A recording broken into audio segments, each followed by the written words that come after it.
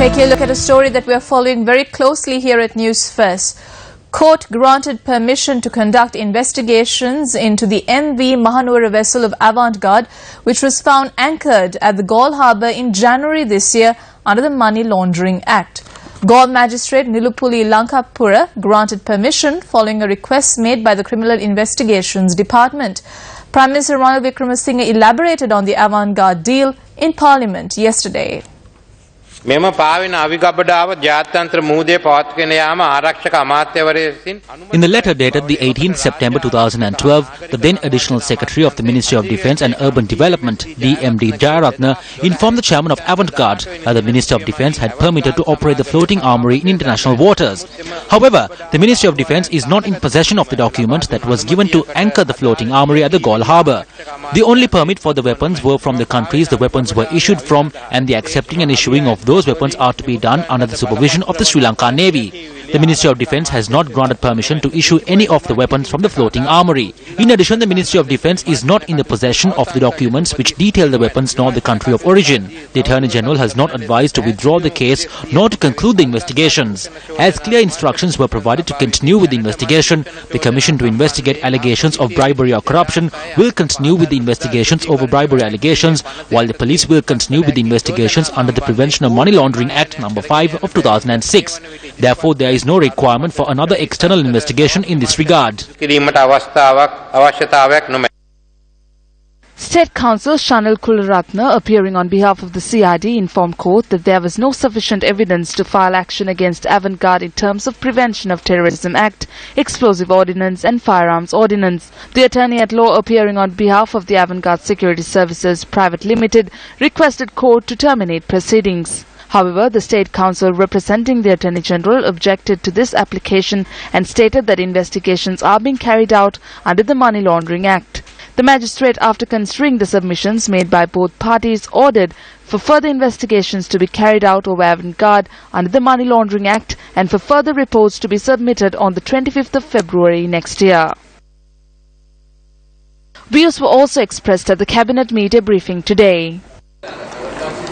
When speaking of Avantgarde, it was said that there was an attempt to bribe you over the matter. However, yesterday the Prime Minister said that no one was influenced over the matter. The Prime Minister only spoke of the AG's department. Avantgarde was one of the major topics on the election stage during the general elections. There were views over illegal arms trade. Views are still being expressed. Today at the Galle court, the CID requested for a case to be made under the Money Laundering Act against the Mahanura vessel. They requested for permission. It is a part of it. The President is conducting a separate investigation over the issuing of weapons and the process that was followed. The former Additional Secretary under Gotabaya Rajapaksa had provided evidence that there were only 88 weapons that were given. However, 3,000 plus weapons have been given. Under the directives of the President, the security forces are conducting a separate investigation. On the other hand, money had been highlighted. A separate monetary investigation is taking place over the depositing of money used by them. Is Rakna Arakshaka Lanka engaged in international business? There is no issue over Rakna Arakshaka Lanka because it is owned by the Ministry of Defence. Does it mean that the agreement with Avantgarde has been terminated? The agreement has not been terminated. Action needs to be taken over the allegations made against them. Questions were raised over Avantgarde at a press conference convened by a collective of civil organizations.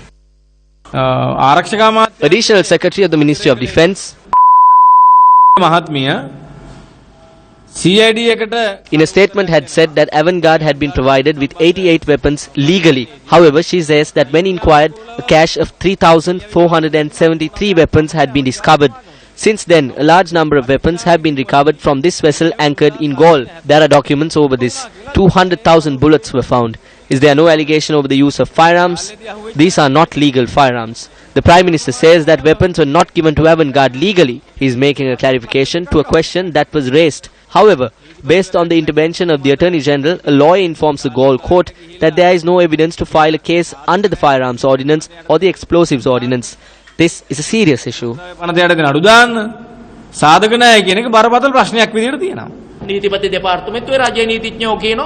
The lawyers from the Attorney General's Department say that this cannot be done under the Prevention of Terrorism Act or the Explosives Ordinance or the Firearms Ordinance.